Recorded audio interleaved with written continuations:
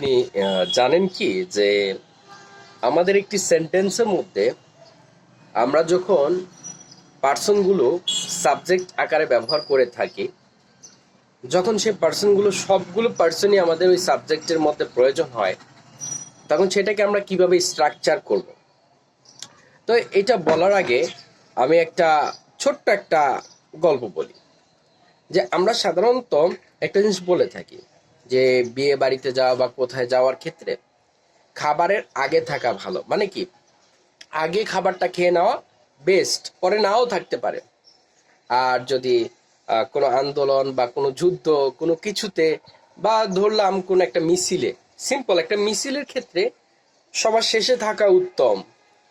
তো সেই ক্ষেত্রে আমার কাছে যেটা মনে হয়, আমাদের তো পার্সন হচ্ছে তিনটা: first person, second person, third person.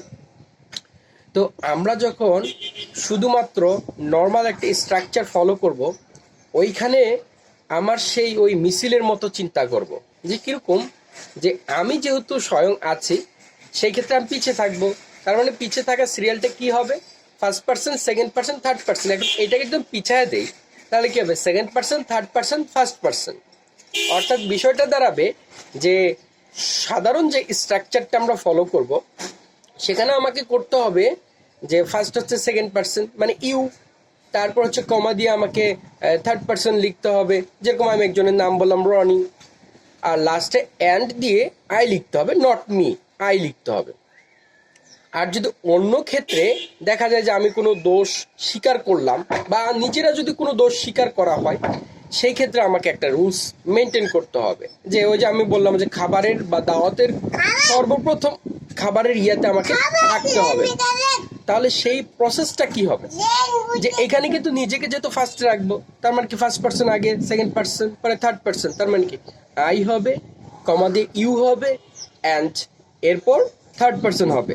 দোষ স্বীকার বলতে যেরকম আমি একটা এক্সাম্পল বলি, I, you and Roni are guilty.